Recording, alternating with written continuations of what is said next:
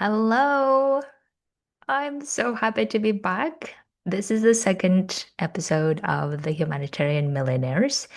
I received an email from podcast providers that Serbia is where my podcast has been number one in the entrepreneurship category, and I'm so grateful for that. Today, I want to talk about creating 100K a month type of results and what is required to do that. Probably most of humanitarians that I coach, we are used to making that type of money within a year, maybe more, maybe for some it's less.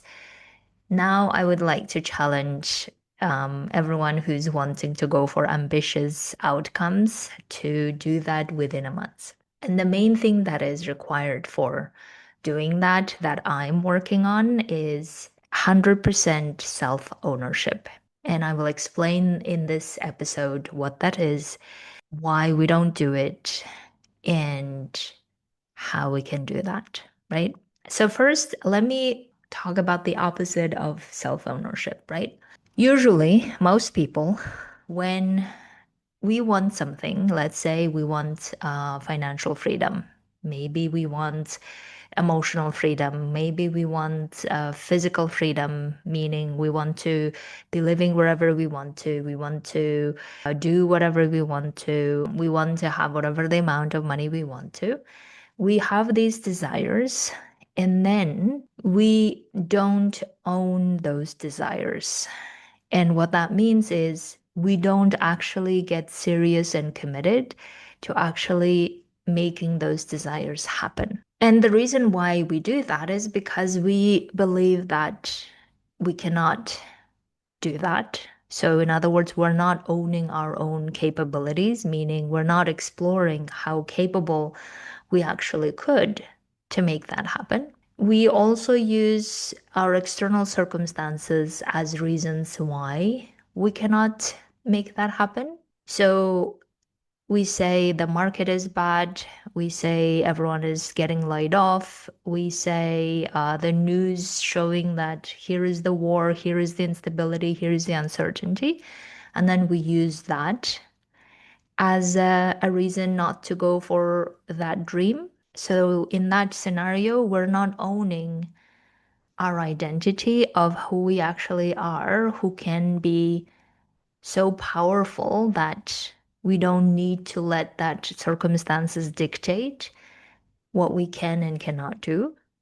So, whenever we have the identity as a very strong point and the circumstances as a very strong point, oftentimes we end up listening to the circumstances and limitations rather than listening to the identity, right? And we come up with all of these reasons, and maybe we come up with reasons within our own self and limitations, right? We say, I am not that intelligent. I'm not that smart. I'm not this. I'm not that. I'm not good at selling. I'm not good at networking. I'm not good at this. And therefore, we don't again own our solutions to those problems. We just keep naming those problems as reasons why we can't create the outcome we want to. In the 100% self ownership model, though, we are owning all of it. So we're owning not only how we are capable of doing it and exploring ways how that is true, we're also owning our dream of this is the dream that I want to make it happen. I want to experience in this life, and therefore owning that dream and then owning what our thought processes, what our belief systems, what our assumptions are getting in the way, and also owning how we're capable of solving them. So when we are acting from 100% self ownership, then we're no longer saying, oh, I have all of these thoughts. I have all of these reasons. I have all of these arguments as to how it won't work. We're also owning that, okay, if we keep saying these are the arguments why we can't get to the outcome, do we want to leave it at that or are we willing to solve them? And if we're willing to solve them, then how are we doing that? right? So not only owning the dream of this is the dream that I would like to, this is the freedom that I would like to, but also owning that here are my brain's arguments as to how my brain says that I can't do it. And here is me owning my own solutions and saying, here's how I'm going to solve for it. This is the self ownership 100%. So we can even go into a granular details, and I'm going to walk you through how I'm doing it in my own life of creating that 100K a month worth of value. So I am deciding to own my identity that gets me to that outcome. And the way that I'm doing it is I'm looking at, okay, what kind of identity I want to embody that makes the 100K a month not a problem. In other words, how do I need to see myself? How do I need to feel about myself that allows me to be in the energy of, in the emotional state of, I'm capable of doing this outcome? So that's the identity part that I'm owning, right? So I'm not sitting here and saying, oh, I'm not this person. I've never done this. I couldn't. Who am I? Those are the identities I'm not embodying. I'm exploring intentionally what identity I want to be in, and from that identity, how I make this 100K a month not a problem to do. So I'm fully owning my identity of whatever the identity that I don't want to be embodied. So I'm leaving it aside. And then whatever the identity I want to embody and how I want to see myself and feel, that's the part that I'm functioning from. That's the first ownership. Then the second part of this ownership, full 100% ownership, is my thought process, my assumptions, my belief system, all of those thoughts that are governing me, right? Now, I may not be able to own where they're coming from because a lot of them are unconscious, and that's fine.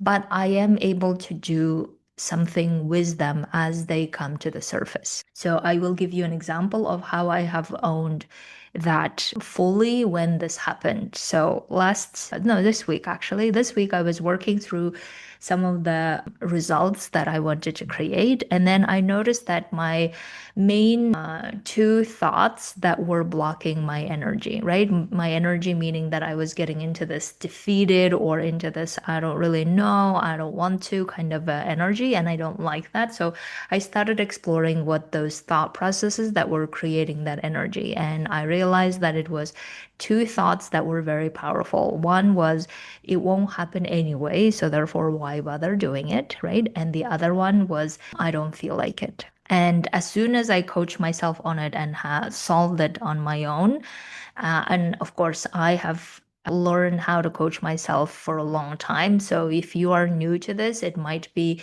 something that you start learning with yourself as well, or you get coaching on this. So the way that I do that is I start looking at, okay, why am I thinking this? Why am I even using it against myself? What is really behind it? What's going on? And start really dissecting those thought processes. And I also look at how they are impacting my energy, how they're impacting my actions, and how they're impacting my results. So the way that it won't work anyway was making me show up in the shallow way, in the non-committal way. And then the result is obviously not the way I want to, right? I don't feel like it thought was making me show up in the way that I don't do the things in the moment as I said I would do. And therefore, I end up not actually finding out what would work, what would actually make this result happen. And then I just stay in the, oh, just see, it won't work anyway. I knew this. I'm not cut out for it. And then I just confirm my own biases of how I'm not capable, right? And this is, I think, what happens most of the time to most people. So that's why in the self-ownership scheme, what I'm doing is I'm owning that this is what's creating obstacles. I'm owning this is how I can solve it. And I'm owning also looking at how it has been solved and how I keep keep going towards what I want to.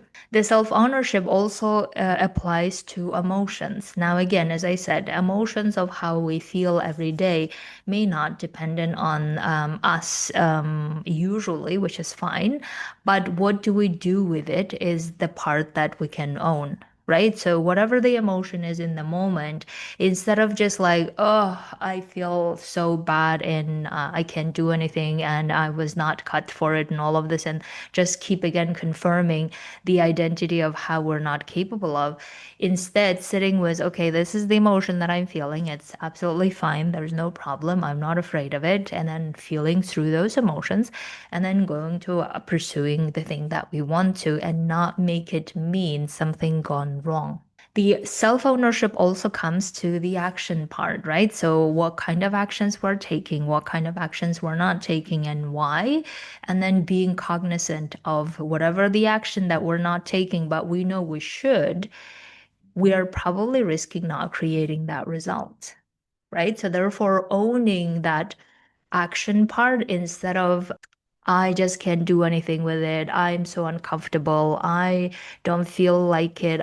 This is not going to work anyway, or whatever it is that we keep then sabotaging ourselves and therefore not taking that action. And the self-ownership comes obviously to the result line. So instead of saying, I have no control over my results, in this case, we are fully 100% taking ownership over our results. It doesn't mean that it may happen in that month, in that moment, in that period, which is fine, but we're learning the skill of how to do that.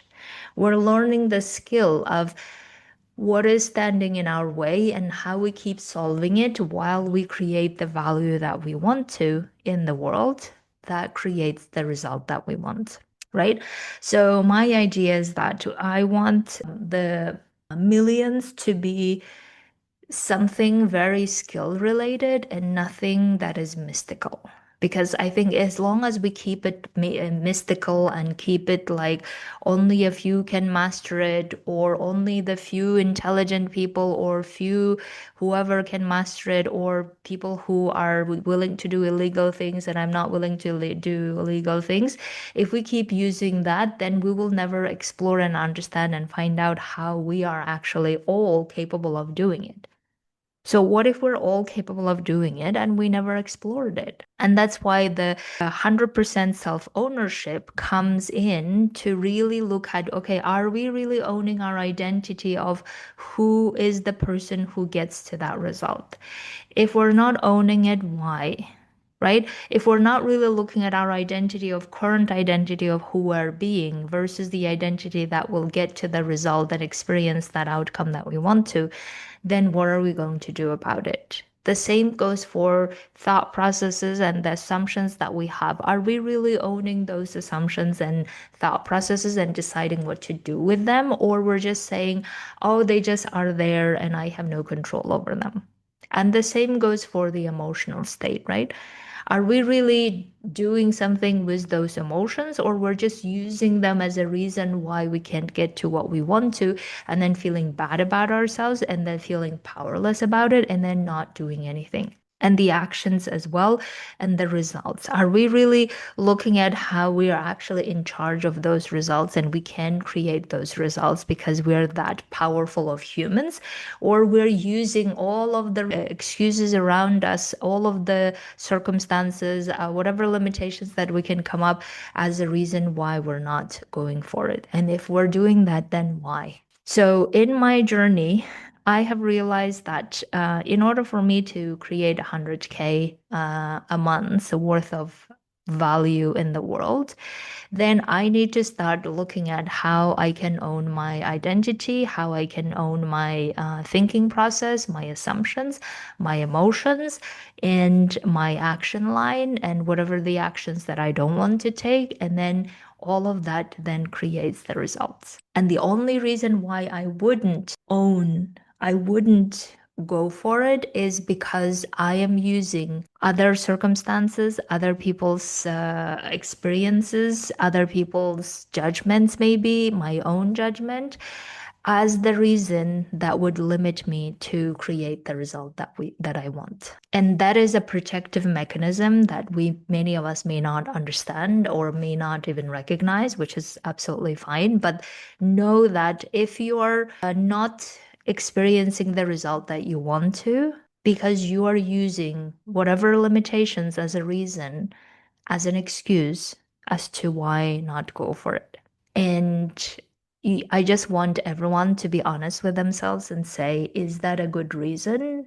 And are you aware that's the reason why you are not experiencing the life that you want to? And maybe for some people, yes, it is, and that's fine, but it is not because you are not capable of. And I think that's the powerful realization for many people to have, is that we are not experiencing the life, the results that we want to, not because we're not capable, but because we're choosing not to solve those problems that come in the way, or we believe that we cannot, or we believe we don't know how to solve it. So that's why if you are wanting to do this powerful way of experiencing your own identity, powerful way of going for results that you would like to, powerful way of creating outcomes that excites you, that fulfills you, that makes you feel the most free human as possible, then you know that you have all the capabilities possible to do that within yourself. Excuse me. The next step is owning all of it.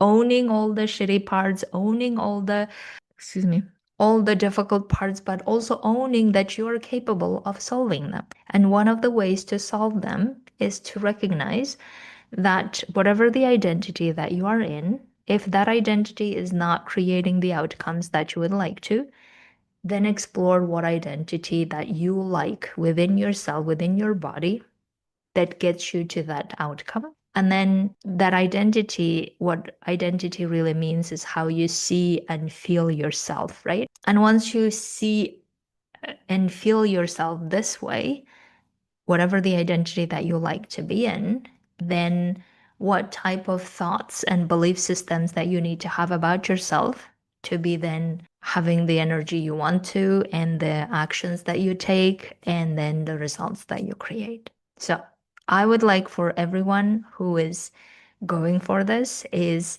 to do this together, where we start looking at our lives in terms of full ownership, in terms of 100% self ownership of, this is who I am, this is what I'm capable of, this is how I'm going to get to it. This is what are the things I'm going to do. These are the things I will not be doing. And these are the ways that I will be solving problems to get to that. Because that's the only way that we can stop that dependency. Dependency on the system, dependency on others, dependency on the market, dependency on whoever.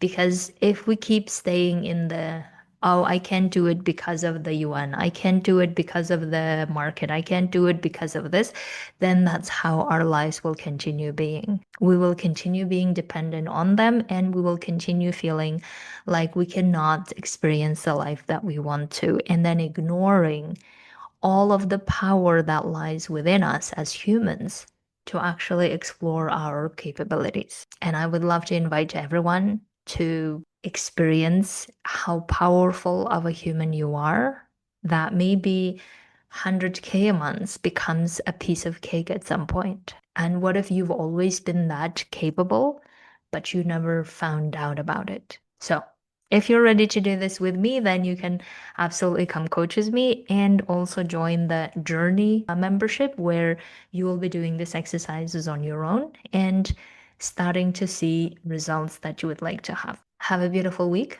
I'll talk to you soon.